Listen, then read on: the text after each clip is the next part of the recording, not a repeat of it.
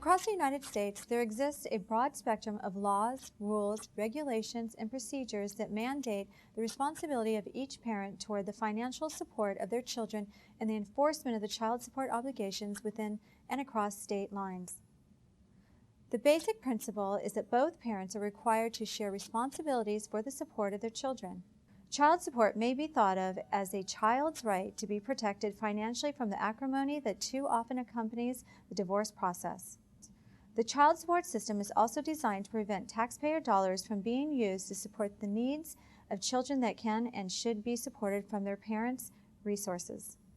The duty to support a child exists regardless of whether the child's parents were ever married to each other. So this issue arises in paternity cases as well as in divorce actions. The duty exists and will be enforced by the family courts in most cases until the child reaches the age of majority and may be extended to a higher age if the child remains dependent on parental support and/or enrolled in a full-time college educational program, depending on the jurisdiction. Congress enacted the Family Support Act of 1988, mandating that each state establish a set of written guidelines by which a child support orders are to be calculated by 1994. Under the statutory scheme, the level of child support that is calculated under a state's guideline is deemed or considered to be a presumptively correct amount. Additional acts of Congress have continued to enhance and sharpen the child support establishment and enforcement rights and remedies that are available for the protection of the nation's children. One of the more significant enactments was the Full Faith and Credit for Child Support Orders Act of 1994. The law requires each state to enforce a child support order of another state. There is now, as a result of these and other enactments, a more uniform system of establishing and enforcing child support orders across the country.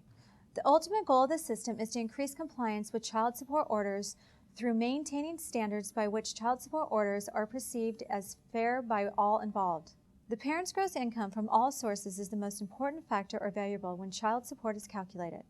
For child support purposes, income is broadly defined. When there is evidence that a parent is not earning as much income as he or she could, the judge considering child support may impute a level of income to that parent to calculate support. Other factors that are typically considered in determining child support are the cost of child care, the cost of health insurance, and, in some states, the cost of health expenses not covered by insurance. These expenses may be deducted from the paying parent's income before the child support is calculated. In certain cases, the judge that calculates the support has discretion to deviate from the presumptively correct amount and enter a child support order that is either higher or lower. The reasons for such a deviation can vary, and the burden is on the parents seeking the deviation to prove or to convince the judge that an order for the presumptively correct amount of the child support would be unjust or inappropriate. Be sure to discuss these options with your lawyer. When a judge decides to deviate from the presumptively correct amount of support, written findings are usually required. There are virtually no circumstances in which a child support order will be set at zero. The level of support at minimum must cover a child's basic needs. If one or both parents enjoy a high lifestyle, however, in some jurisdictions, the child is generally entitled to share in the benefits of that standard of living.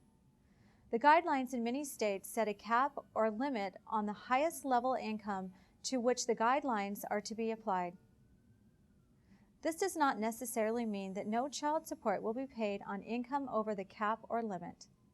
In cases involving high income, the judge has discretion to make child support orders based on the particular circumstances of the case and the standard of living maintained by the parents and children.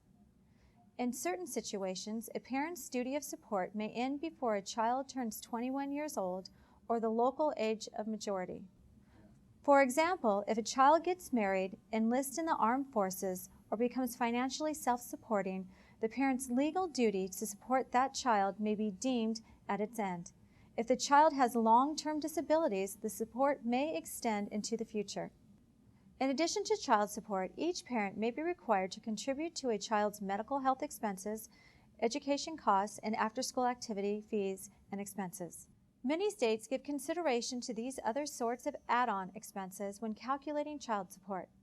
The allocation of certain costs and expenses may be mandatory depending upon the state's guidelines or may be a matter within the judge's discretion.